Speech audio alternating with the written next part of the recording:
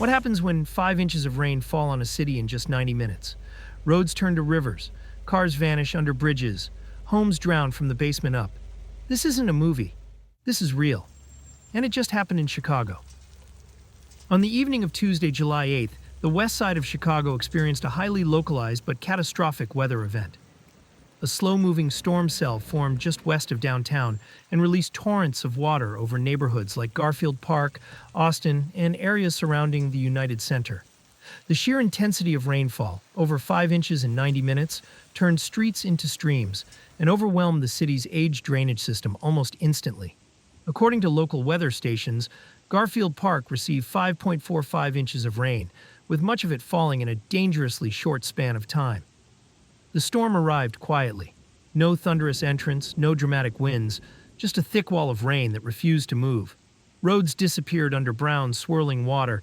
Beneath the Western Avenue Viaduct near Ogden, vehicles were swallowed in minutes. Drivers attempted to escape, some abandoning their cars as the flood rose.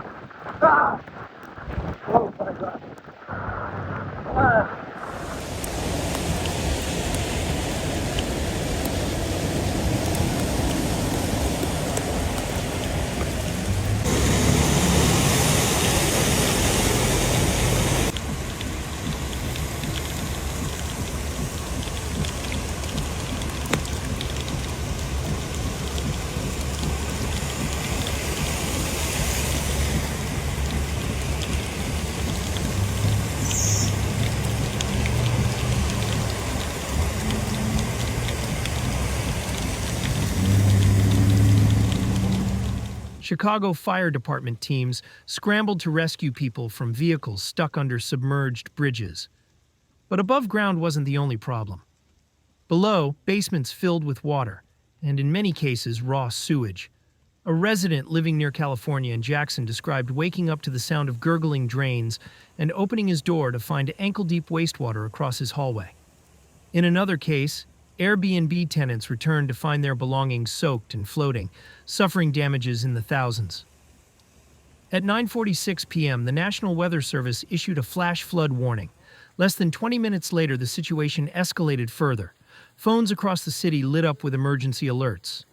But by then, in places like West Garfield Boulevard and Fulton Street, the damage was already done. Streets looked more like shallow lakes than roads, and some intersections had vanished completely beneath the water. Interestingly, this flood wasn't widespread.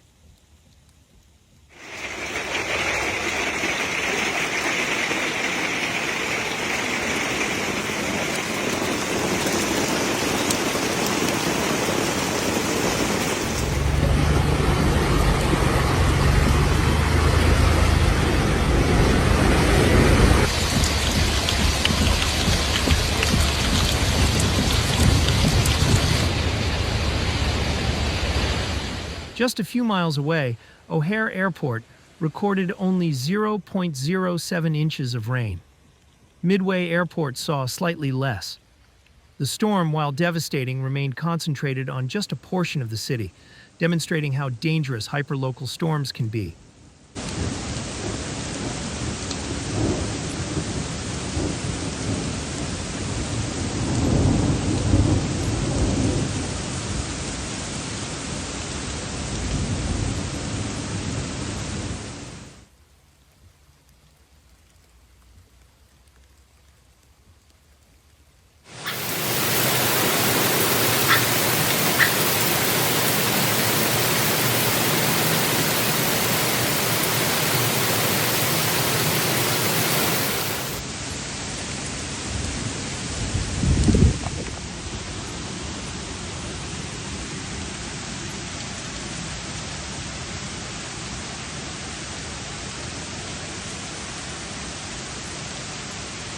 Experts now call this a 1 in 500-year rain event. That means, statistically, a storm of this magnitude should occur once every 5 centuries. But with climate change increasing the frequency and severity of extreme weather events, That estimate may no longer hold. Warmer air holds more moisture, and when it releases, the results can be disastrous. Local officials were quick to advise residents to avoid contact with floodwaters due to the risk of contamination and potential electrical hazards. Restoration companies reported being overwhelmed with service calls. Sump pumps failed, carpets were destroyed, and drywall soaked beyond repair. One company reported over 50 calls in 12 hours. Residents were urged to contact their insurance providers immediately and to begin the drying process as soon as safely possible to avoid mold growth. The storm also had ripple effects on transportation. Interstate 55 experienced temporary shutdowns as parts of the roadway flooded.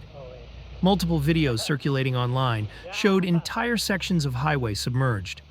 At one point, an individual was rescued from a stalled car trapped inside a viaduct near Ashland and 15th.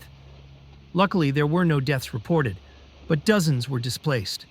Flash flooding was also confirmed in Burr Ridge, Washington Park, and parts of Cicero. While water eventually receded in some areas within a few hours, other neighborhoods remained soggy well into the next morning. As Chicago continues recovery efforts, more rainfall is predicted heading into the weekend. With saturated soil and stressed infrastructure, the city remains on edge. The National Weather Service has not ruled out additional flash flood watches for affected regions. In recent years, climate experts have warned that extreme weather will become more common and more severe. Chicago's aging drainage and stormwater systems were not built to withstand storms of this intensity. This flood serves as a wake-up call, not just for the city, but for all urban areas unprepared for 21st century weather. Outro. Call to action. If you live in an area prone to flooding, take this event seriously. Prepare now because when storms hit, they hit fast. Don't forget to like this video, subscribe for more extreme weather updates, and share your thoughts in the comments.